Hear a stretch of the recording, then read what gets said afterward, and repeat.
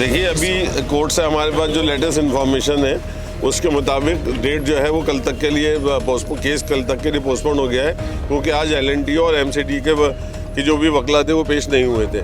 इस वजह से हमें जो है कल की डेट हमारे ही वकील ने कहा है कि हम उनकी मौजूदगी में ही बात करना चाहते हैं। तो हमारे सीनियर वकील कीर्ति उपल साहब पेश हुए थे, साथ में वसी कादिर साहब और इशाद हनीफ साहब पेश हुए थे, और दीगर जो तमाम जूनियर्स थे वो सब पेश हुए थे। और एक दिन का जो है हमने खुद डेट ली है, इसलिए कि तो आज उन दोनों के वकील पेश, ना तो MCD का वकील पेश हुआ था, ना ही LNTO का वकील पेश हुआ था। Thank you. नमस्कार, आदाब, मैं हूं वकार अहमद और आप देख रहे हैं इंडिया फर्स्ट रिपोर्ट्स। मैं हूं इस वक्त दरगाह फैजलाही पर, जिस पर तलवार लटकी थी MCD की। MCD यहाँ पर कहा जा रहा था कोई भी कार्रवाई किसी भी वक्त कर सकती है। पूरा मामला आपको बहुत अच्छी तरह पता है, रिपोर्ट्स आप देख रहे हैं। यहाँ पर एक बात बहुत ज़रूरी है, आपको मैं क्लियर कर दूँ ताकि ये मैसेज दूर दूर तक जाए कि दरगाह फैजलाही का जो मस्जिद का एरिया है, जिसको लोग कह रहे हैं कि ये मस्जिद का एरिया है और ये खुला कंपाउंड, तो उस एरिया के ऊपर किसी भी तरह का MCD का एक्शन नहीं होने वाला है, क्योंकि उसके कागज़ कोर्ट में ऑलरेडी प्रूफ हो चुके हैं। इसका मतलब ये हुआ कि जो झगड़ा चल रहा है या जो कोर्ट में अदावत चल रही है वो सिर्फ इस कंपाउंड की है, इस अहाते की है, और मस्जिद दरगाह फैजलाही पूरी तरह से इस अहाते को अपने पक्ष में करना चाहती है। उनका कहना है कि यहाँ आज भी कब्रें मौजूद हैं, अगर इसे खोदा जाएगा तो हड्डियाँ निकलेंगी। दरगाह फैजलाही की इंतज़ामिया कमेटी का कहना है कि MCD को कोर्ट ने डायरेक्शन दी थी कि सारे पक्षों को सुनने के बाद कोई एक्शन लिया जाए, लेकिन यहाँ के जो मेंबरान हैं कमेटी के, उनका कहना है कि उनको सुना ही नहीं गया, ना बात कही गई ना बात सुनी गई। और आज यहाँ पर लोग खड़े हैं अपनी बात कहने के लिए, यहाँ की सरकार से, प्रशासन से, अपने प्रधानमंत्री से कि मेरी आवाज़ सुनो। देखिए रिपोर्ट। स्टूडियो वाले डिबेट करते हैं, हम ग्राउंड पे सच ढूंढते हैं। This is India First reports. पहले गेट हुआ करता था 76 से क्या पहले, इमरजेंसी के दौर से वो क्या रहा। जब इमरजेंसी में यहाँ इन लोगों ने बिल्डोजर क्या फेरा तो वो गेट भी क्या तोड़ दिया। गेट तोड़ने के बाद में इन्होंने सारी जगहों को क्या जो है मुसम्मार क्या करके, जितनी कब्रें क्या थी यहाँ पर, उनको इन्होंने बिल्डोजर क्या करके बराबर क्या कर। कब्रें किस जगह थी भाईजान? सब जगह यहाँ कब्रें थी। हाँ, यहाँ सब जगह कब्रें थी। यहाँ बहुत बड़ी बड़ी क्या कब्रें थी, यहाँ पर छोटी छोटी नहीं, बहुत बड़ी बड़ी और पुरानी कदीमी क्या कब्रें थी, समझिए। और उन कब्रों के ये तो कब्रें थी ऊपर, आफ्टर क्या ये ना 47 के, और उसके बाद की जो कब्रें थी ना, जब ये मस्जिद की क्या तामीर नौ शुरू हुई है, तो नीचे भी क्या कब्रें थी यहाँ पर, क्योंकि ज़मीन का भराव क्या हुआ। सन 64 की वो 64 साल की मेरी उम्र हो गई। हम यही के खेले कूदे हुए पीछे ही रहते हैं। ये दरगाह यही मस्जिद रहे, इसे कोई नहीं तोड़े, बेकार है, गलत है जो कर रहा है। बराबर में मंदिर भी है, बराबर में मंदिर भी है, वो भी आस्था है, वो भी हिंदू भाई हमारे भाई हैं। ये मस्जिद है, इससे गवर्नमेंट को मैं नहीं समझता किसी तरह का नुकसान है। भेदभाव से बाहर आए, निकल के हिंदू मुसलमान से हिंदुस्तान के फ़ायदे के लिए सोचें। और ये पूरी कौम का मसला है, ये बहुत बड़ा यहाँ से दीन का काम चलता है, मुनासिब नहीं है। इससे हिंदुस्तान बहुत पीछे जाएगा और बाहर की जो मुस्लिम कंट्रियां हैं वहाँ भी गलत मैसेज जारी है इसका। बेहतर ये इस पे ध्यान दें। चंद लोग हैं मुट्ठी भर जो हिंदुस्तान का माहौल ख़राब करना चाहते हैं, मुसलमान हिंदुस्तान का माहौल ख़राब कर रहे हैं। मुनासिब ये है हमारे प्रधानमंत्री हैं या जो भी जिम्मेदार है इस पे ध्यान दें, इस पे रोक लगाएं। बराबर में मंदिर भी है, सेम यही कंडीशन है। हम मंदिर के ख़िलाफ़ भी नहीं हैं और ना मस्जिद के ख़िलाफ़ हैं। हिंदू भाई भी हमारे भाई हैं। चंद लोग हैं जो ये हिंदुस्तान का माहौल ख़राब कर रहे हैं, इस पे ध्यान दें। बस ये तो वो मुसलमानों को इतना टॉर्चर कर रखा है जिसकी वजह से मुसलमान दबाव में है, लेकिन मुनासिब नहीं है। जुल्म ज़्यादा दिन नहीं चलता।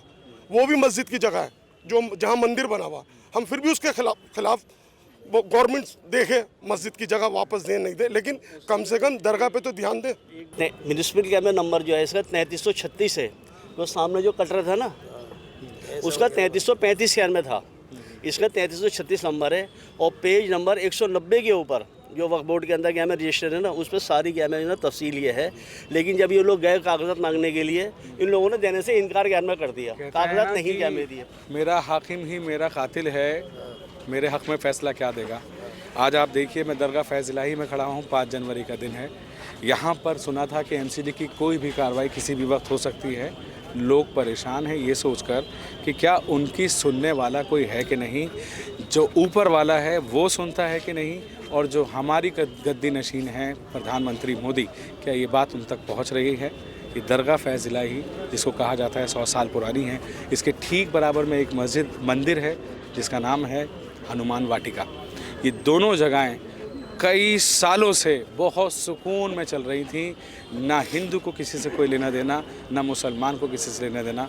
हिंदू वहाँ पूजा करते हैं, करते होंगे, मुसलमान यहाँ नमाज़ पढ़ते हैं, नमाज़ पढ़ते होंगे। लेकिन आज देश के गद्दारों को गोली मारो, इस तरह के नारों से जब हम ये सोचते हैं कि एक शॉर्टकट है ऊपर की कुर्सी पे बैठने का, तो फिर हम इसी तरह की बातें करते हैं। हम कोशिश करते हैं कि हम दोनों पक्षों को इस तरह लड़ा दें कि हमारी कश्ती पार हो जाए, लेकिन हम ये नहीं सोच रहे कि आने वाले 100 साल और हमारे देश के नक्शे के ऊपर और देश के बाहर मुल्कों में हमारा मैसेज क्या जा रहा है, क्या हम एक साथ रह सकते हैं कि नहीं। मैं दरगाह फैज़ इलाही में हूँ, यहाँ पर बहुत सारे ऐसे लोग हैं जो अपनी परेशानियाँ छोड़कर, अपने बच्चों को छोड़कर, हॉस्पिटल्स छोड़कर यहाँ खड़े हैं, ये सोचकर कि कोई तो है जो उनकी बात सुने, कोई तो आए जो उनका भी पक्ष सुने। कोर्ट ने भी इनका पक्ष नहीं सुना, एमसीडी ने भी इनका पक्ष नहीं सुना। अब ये यहाँ पीसफुली खड़े होकर अपने पक्ष की गुहार कर रहे हैं। यहाँ की मुख्यमंत्री रेखा गुप्ता आप भी सुनिए, यहाँ के एलजी साहब आप भी सुनिए, और प्रधानमंत्री जी जो आप जन जन के प्रधानमंत्री हैं आप भी सुनिए। क्या बताना चाह रहे थे सर इसके बारे में, यहाँ क्यों आए हैं आप? सर हम इसलिए आए कि ये हमारी आस्था का प्रतीक है और ये मेरा हिंदुस्तान का नागरिक होने के बावजूद राइट है कि हर मज़हब से यहाँ पर लोग रहते हैं, कि हिंदू भाई, सिख भाई, क्रिश्चियन भाई, सब हमें किसी से मैटर नहीं है। हमें क्या है कि हमारे देश पे बात होनी चाहिए, हमारे यूथ के लिए बात होनी चाहिए, हमारे व्यापार के लिए बात होनी चाहिए और हम लोगों की सुरक्षा के लिए बात होनी चाहिए। आज जो हमारी गवर्नमेंट का काम था वो काम वो छोड़ के हिंदू मुस्लिम ये जो लोग हैं इनकी बातों पर क्यों गौर दिया जा रहा है, ऐसे लोगों पे क्यों सुनवाई नहीं की जा रही। हम अपना सवाल उठाते हैं कि ये हमारी मस्जिद है, हमने अपना डॉक्यूमेंट दिखाते हैं तो उसकी कोई सुनवाई नहीं होती। कोई रैंडम बंदा आके कुछ भी हमारी आस्था के प्रतीक बोल देगा, हम माइंड नहीं करते तो हमारी सुनवाई भी नहीं की जाएगी। तो प्लीज़ हम डेमोक्रेसी राइट में क्यों रह रहे हैं? ये हमारा ह्यूमन राइट है कि हम इस कंट्री में रहते हैं, ये हमारी धरती है। हम आपके कहने से नहीं चलेंगे, हमारे जितनी मोहब्बत है हम तो इस ज़मीन पर पाक होकर घूमते हैं, हम नापाक नहीं घूमते। हम इस ज़मीन में दफनाए जाएंगे तो भी पाक होकर दफनाए जाएंगे। लोग हमसे कह देते हैं कि हम गद्दार हैं, जितनी हमारे अंदर मोहब्बत है उतनी तुम्हारे अंदर मोहब्बत है, लेकिन आपको हमें आइडेंटिटी शो करने की ज़रूरत क्या है? मैं आपको यहाँ पर एक चीज़ इस्टेब्लिश कर दूँ कि मैंने अपने बचपन यहीं से गुजारा। आपने देखा होगा दिल्ली यानी बाहरी दिल्ली में पिछले कई सालों में 2013 के बाद से जब से बीजेपी सरकार आई है कहाँ दंगा नहीं हुआ, लेकिन फ़कत एक जगह है मुसलमानों के इलाके में, यहाँ पुरानी दिल्ली में, दिल्ली 6 में कभी दंगा ही नहीं हुआ। यहाँ पर पुलिस, हिंदू, मुसलमान, सिख, ईसाई, कभी आज तक किसी ने एक दूसरे से उंगली उठाकर भी बात नहीं की। यहाँ पे दादा परदादा सब दोस्त थे, आज जो नई जनरेशन है वो भी दोस्त हैं। लेकिन मुझे ऐसा महसूस होता है कि कहीं ना कहीं ये जो चीज़ें हो रही हैं इसके पीछे जो भी षड्यंत्र है, क्या उनकी सोच है, भाईचारा ख़राब हो जाएगा। महसूस करना चाहिए, हमें हाथ मिलाने वाली बात करनी चाहिए, मोहब्बत की बात करनी चाहिए, दोस्तों की बात करनी चाहिए, सुकून की बात करनी चाहिए। जनाब आप कहाँ से आए हैं? यही दिल्ली से ही, दिल्ली से। क्या करने आए हैं आप? ये इसी बारे में आए, ये हमारी मस्जिदों को चाहे जब तोड़ना ताड़ी कर देते हैं, चाहे जब आगे इसका डीजे बजाना, हराईपन करना, इसके खिलाफ खड़े हैं। दहलवी साहब इल्ज़ाम प्रीत सिरोही ये लगा रहे हैं कि आपके पास तो कागजात ही नहीं है, पूरे ही नहीं, क्या सच है आपका? सिरोही जो है वो आरएसएस का मैनेज पेई आदमी है, ये सब एक पूरी सिस्टम है। ये नफरत का जहर फैलाने वाला और ये सब चीज़ें जो काम चल रहा है पूरे देश में चल रहा है। यह फैज़ इलाही तो ये सिंबल है, पूरे देश में सब चीज़ों का काम किया जा रहा है। आप देख रहे हैं नफरत का जहर फैलाया जा रहा है। बराबर में हनुमान वाटिका है, किसकी जगह है, किसकी प्रॉपर्टी है, नगर में देखिए क्या किसी ने जाके उसको किया है। हम लोग जो हैं हम नफरत नहीं फैलाते, हम हिंदू मुस्लिम नहीं करते, इसलिए हम चीज़ों को देख रहे हैं, सिर्फ फेस कर सकते हैं।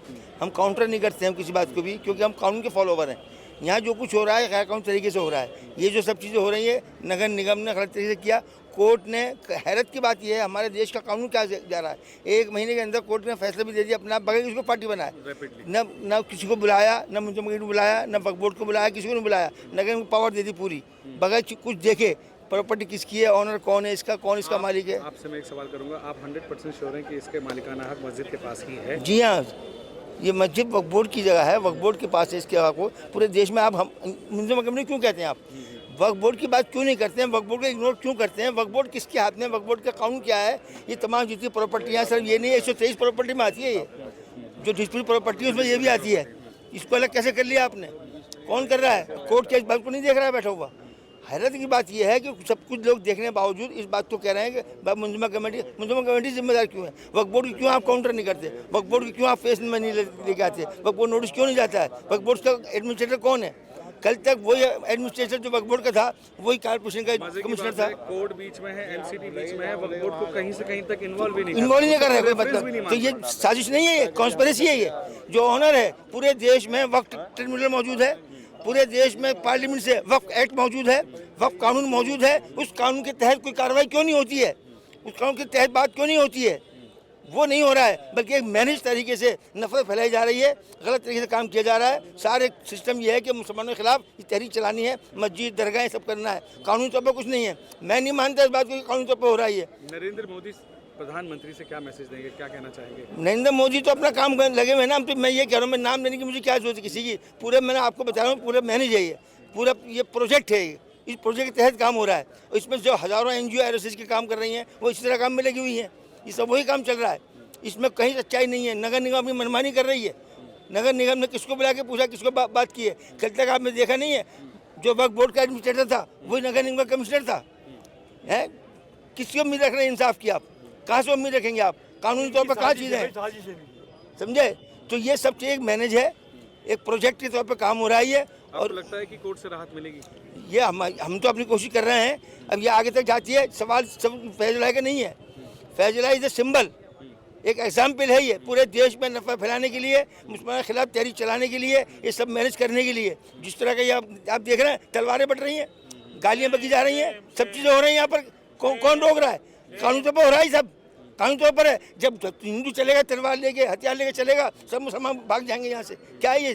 कौन कर रहा है? कोई कार्रवाई हुई है? कोई अरेस्ट हुआ इस मामले में? ये एक प्रोजेक्ट है, ये जो एग्जाम्पल है फैजलाई। हम आज जमा हो गए, हम लोग इकट्ठे, हम इस पर को लड़ना कानूनी तौर पर, हर जगह नहीं लड़ सकते। हो रहा है नहीं सब काम। इसलिए मैं कह रहा हूँ, ये बैकग्राउंड है, ये प्रोजेक्ट है पूरा। सवाल फैजलाई करे अकेले का नहीं है। फैजलाई में तो ये खुदा का शुक्र है कि हमारे साथ NGO, हमारे साथ सोशल वर्कर, समाजी वर्कर, पॉलिटिकल वर्कर हमारे साथ हैं। उस बात को समझ रहे हैं, देख रहे हैं, साथ में खड़े हैं हमारे। पूरे देश में कहाँ, गाँव देहात में कहाँ, हिमाचल में देखिए आप, उत्तराखंड में देखिए क्या हो रहा है, असम में देखिए क्या हो रहा है। ये बड़े बड़े मिनिस्टर इस तरह की लैंग्वेज बोल रहे हैं। आज तो एग्जाम्पल है। यहाँ मेडिकल स्टोर जो खोल रखा है गरीबों के लिए, 10 रुपये की दवाई मिलती है, उसके लिए जो है। और हाँ, अभी बंद कर रही है, तो एक दिन के लिए अभी इनके लिए जो है, मतलब बाकी दवाई दे रहा है, तो गरीबों के लिए दे रहा है। 10 रुपये की दवा दे रहा है, और 3 दिन की जो है 30 रुपये की होती है। वो दवा डॉक्टर बैठते हैं, तो वो भी फिर काम कर रहा है। फिर सबिलिल्लाह डॉक्टर अच्छे आते हैं, डॉक्टर भी अच्छे आते हैं।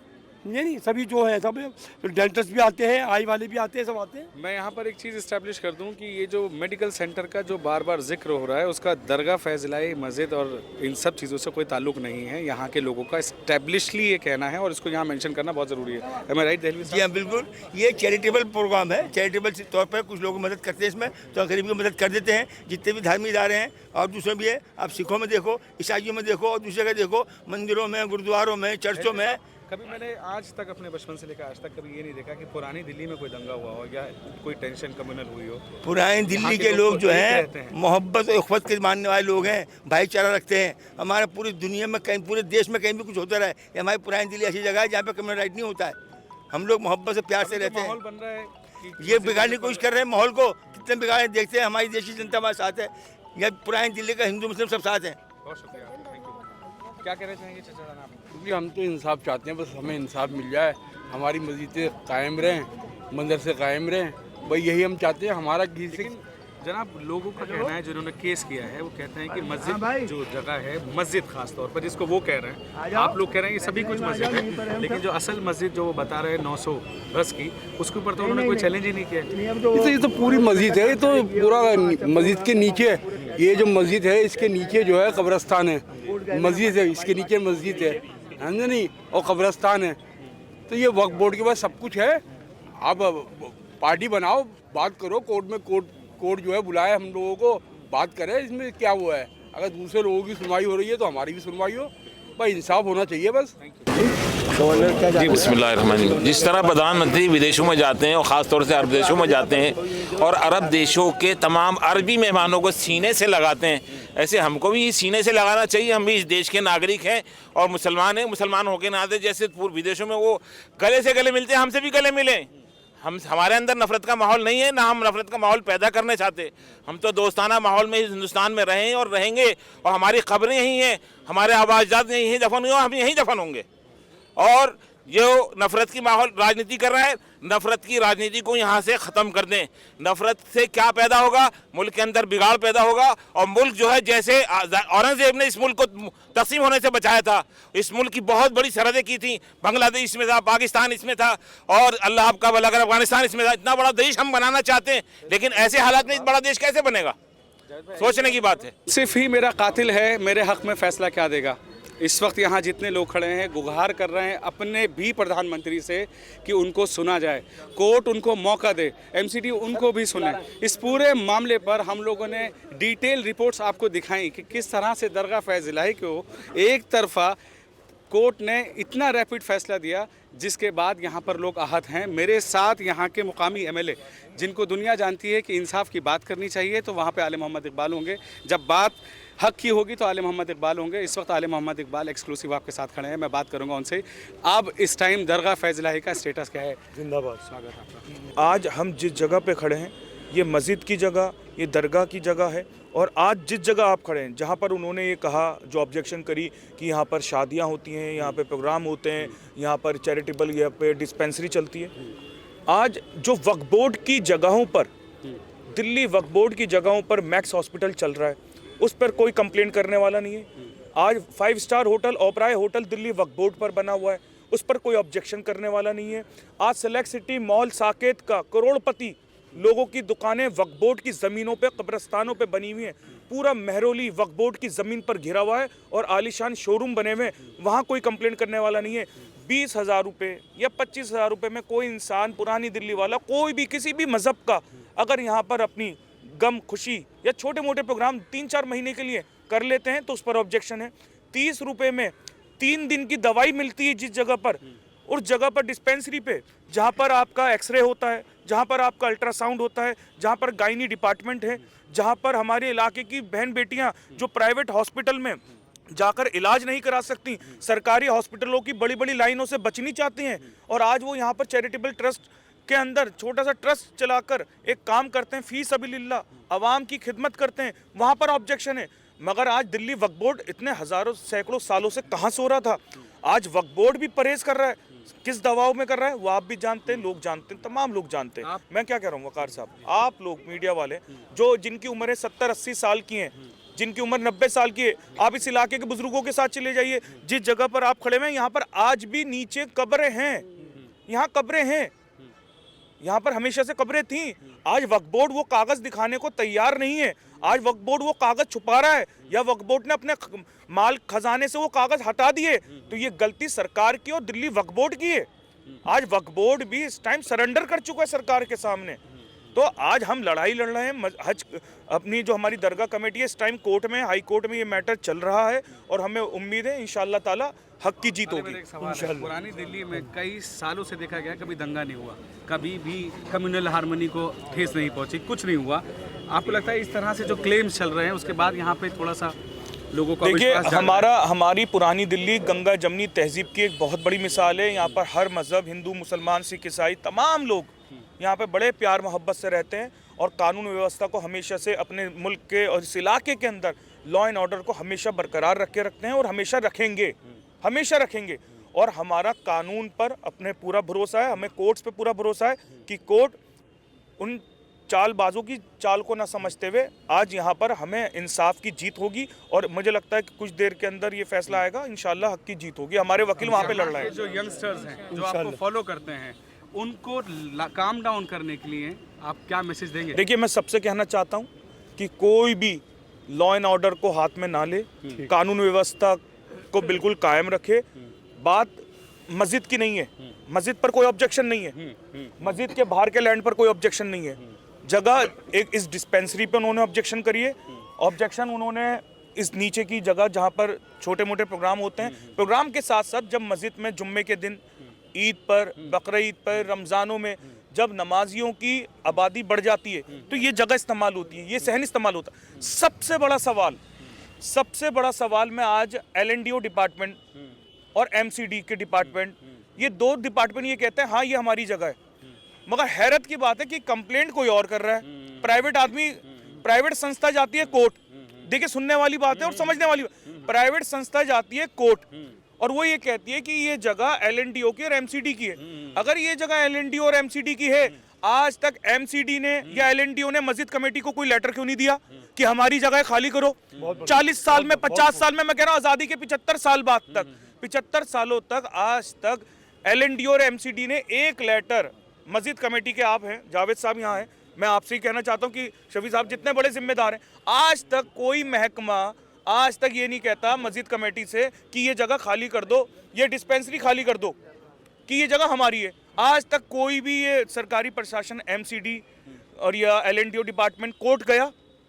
कोई एक कोर्ट गया? आज तक कोई कोर्ट नहीं गया। कोई बाहर का आदमी कोर्ट जाता है, फिर LNDO और MCD कहता है हाँ हाँ ये हमारी जगह है, तो एक गवर्नमेंट एजेंसी को प्राइवेट आदमी जगा रहा है। मेरे साथ यहाँ पर इमरान चौधरी मौजूद हैं, जिन्होंने रिसेंटली एक बड़ा चुनाव अपनी सीट का जीता, काउंसलर हैं यहाँ का, तुर्कमान गेट चांदनी महल वार्ड के। जानते हैं कि इस पूरे मामले पर उनकी नज़र क्या है और लोगों से उनकी अपील क्या है। क्या कहना चाहोगे इमरान? देखिए वकार भाई, हम इस मामले के अंदर पिछले 15 दिन से लगे हुए हैं और जितनी हमसे मेहनत हुई, आले मोहम्मद इकबाल साहब हों, मैं हूँ, हमारे इलाके के मुकामी लोग, कमेटी के लोग, सब लोग इसके अंदर दिल और जान से लगे हुए हैं। और आज सोमवार का दिन है, पीर का दिन, आज जो है हमारे जो यहाँ के लोग हैं कमेटी के, वो कोर्ट गए हैं। तो मैं अल्लाह रब्बुल आलमीन से यही दुआ करूँगा कि अल्लाह पाक जो हमारे लिए बेहतरी का फ़ैसला हो वो अता करें, क्योंकि देखिए हमारा कोई नहीं है सिवाय अल्लाह के। मेरी आंखें इस टाइम नम हैं, मैंने यहाँ बचपन गुजारा है, मैंने यहाँ पर नमाज भी पढ़ी है, मैं यहाँ मेरी पैदाइश सामने की है DDO फ्लैट की, मैं यहाँ खेलता था, यहाँ कब्रिस्तान था और आज भी ये पेपरों के अंदर ग्रेवयार्ड है। बस मैं सिर्फ यही कहना चाहूँगा कि हमारा अल्लाह के सिवा कोई नहीं है। मैं अपने लोगों से कहना चाहता हूँ कि शांति बनाकर रखें, किसी के बहकावे में ना आए, कुछ भी होगा अल्लाह के हुक्म से होगा, हम अल्लाह के मानने वाले हैं।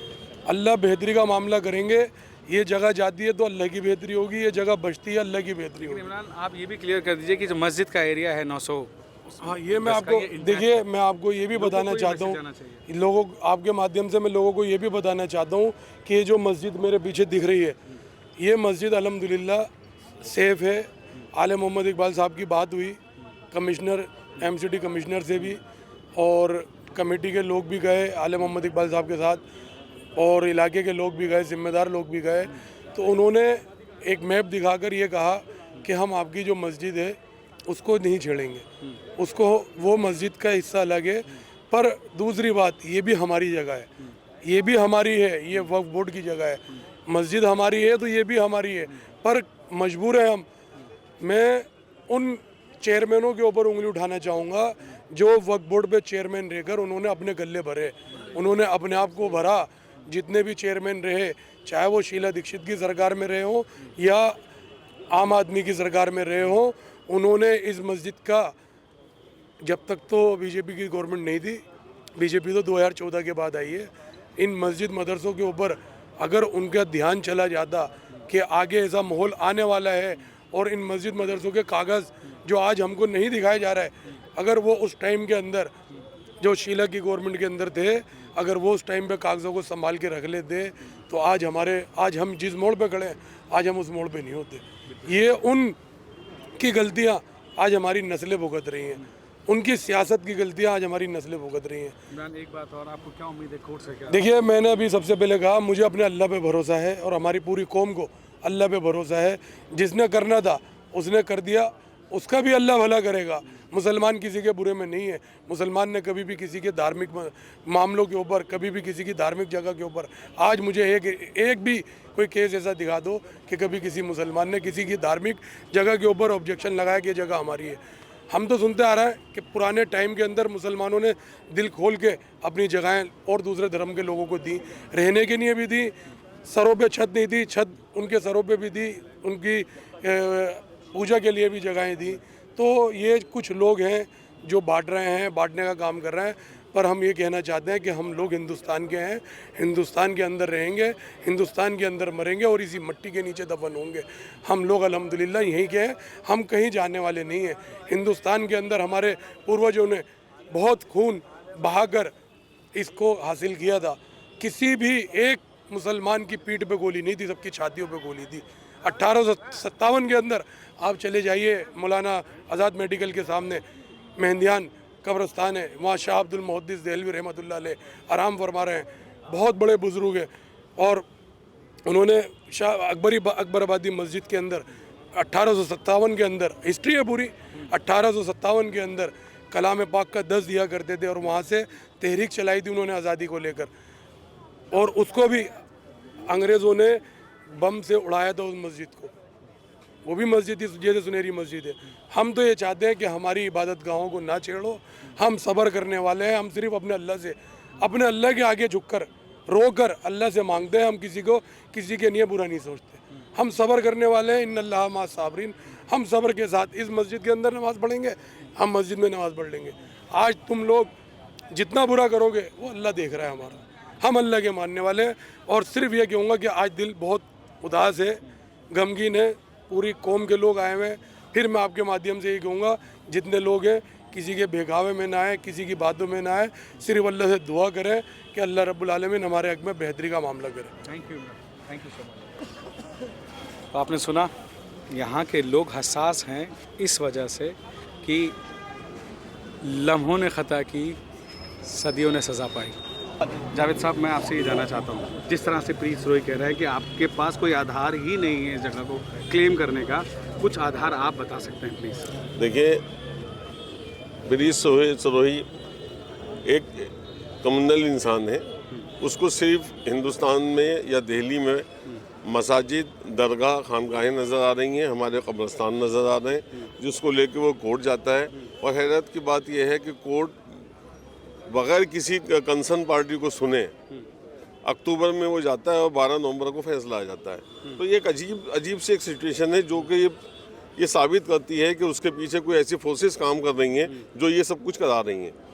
अब रही बात कि हमारे पास कागजात हैं, इसके यहाँ जी सुनिए, हमारे पास 1911 का रिकॉर्ड मौजूद है, हमारे पास 1936 का रिकॉर्ड मौजूद है, हमारे पास 1940 में जो कि जामा मस्जिद वक्फ सुन्नील बोर्ड था जो कि जामा मस्जिद के अंदर आता था, वहाँ पे हमारे साथ एक एग्रीमेंट है जो एग्रीमेंट ये शो करता है कि मस्जिद और कब्रस्तान फैज़ इलाही यहाँ मौजूद है।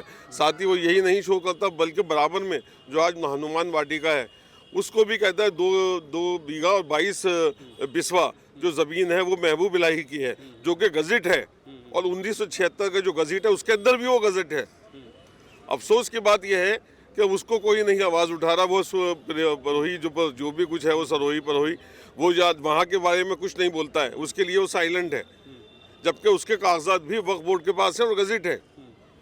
लेकिन उसको मस्जिद फैज़ इलाही नज़र आती है। यहाँ पे जो गरीब बच्चों के लिए शादियाँ होती हैं वो ग्राउंड नज़र आता है, उसको बारात घर कहता है। आप जहाँ देख लीजिए बारात घर है या ग्राउंड है? मैंने यहाँ पे सब चीज़ें नोट की, ग्राउंड है ये, ना कि बारात घर है। और यहाँ पे हम सिर्फ उन बच्चों की शादियाँ का होती हैं यहाँ पर जो लोग 10-20 लाख रुपया खर्च करके फार्म हाउस नहीं बुक करा सकते हैं। यहाँ पे बहुत मामूली से पैसे लेकर उनको हम ये जगह प्रोवाइड कराते हैं, और उस जगह की जो भी पैसा हमारे को आता है वो फलाही कामों में लगता है। चैरिटेबल आप जो हमारे पीछे देख रहे हैं यहाँ पे जो है इसको हम चला रहे हैं, इसको तकरीबन यहाँ पे 350 मरीज़ डेली यहाँ पे आते हैं। उसमें हम विदाउट मजहब व मिल्लत कोई किसी भी कौम का हो, पर्ची बनाते वक्त डॉक्टर ये नहीं देखता है कि ये दवाई लेने के लिए कौन आया है।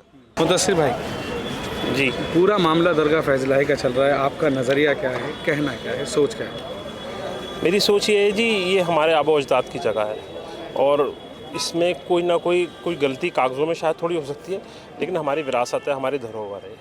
और जैसे मामला अभी सब्ज्यूड है, कोर्ट में है, तो ज़्यादा बोलना कहना सुनना तो कोई ठीक नहीं होगा। लेकिन ये हमने बचपन से, हमारे बड़ों ने भी, हमारे एक साहब थे वो बता रहे थे 75 साल की उम्र है और बचपन से उन्होंने इसको यहाँ खेले कूदे, यहाँ अखाड़ा होता था पहले, तो यहाँ कब्रस्तान भी था एक छोटा, तो ये हमारे आबो अजदाद की जगह है। बस मैं तो इतना ही कहना चाहूँगा, हमारी मतलब एक तरह से विरासत है, हमें इसे बचाने की हर मुमकिन कोशिश करनी चाहिए। आप आम आदमी पार्टी की तरफ से ये मामला वहाँ उनके सामने रखा है, उनका क्या कहना है? मैं अभी रख तो नहीं पाया हूँ, लेकिन जैसे अभी विंटर सेशन चल रहा है, मेरी एक उम्मीद है और मैं चाहता हूँ एक डेलीगेशन ले आके हम ज़्यादा तो देखिए हम दोनों सदन में एमसीडी में भी और असेंबली में भी हम अपोजिशन है, तो हम लीडर ऑफ अपोजिशन के पास जाएंगे और अपनी बात कहेंगे और उनसे कहेंगे वो दोनों हाउस में इस बात को उठाएं। और जो किसी और पार्टी से भी रुके हुए हैं, देखिए शायद जो सत्ताधार पार्टी वो हमारे फेवर की नहीं है, मैं चाहूँगा उनके पास भी लोग चले जाएँ कोई टच में हो तो, लेकिन जो जैसे लोकसभा के जो एलओपी हैं उनके पास भी लोग जाएँ, अपनी बातों को कहें कि इतनी ज़्यादती हमारे साथ नहीं होनी चाहिए। आपको लगता है कि कोर्ट में अभी ये पूरा मामला है, क्या लगता है कोर्ट से इंसाफ होगा? नहीं, उम्मीद है, देखिए कोर्ट से उम्मीद बहुत अच्छी है। और अभी जैसे मालूम चल रहा है कि कल के लिए कोर्ट ने पोस्टपोन की है हियरिंग, तो उम्मीद है अच्छा ही कोई जवाब आएगा। Thank you. तो ये थी मेरी पूरी रिपोर्ट। दरगाह फैज़ इलाही आखिर है किसकी, सवाल अभी भी बना हुआ है और ये पूरे सवाल का जवाब अगर कोई दे सकता है तो वह है कोर्ट। कोर्ट एक ऐसी जगह है जहाँ पर सबको इंसाफ की उम्मीद रहती है और इंसाफ मिलता भी है।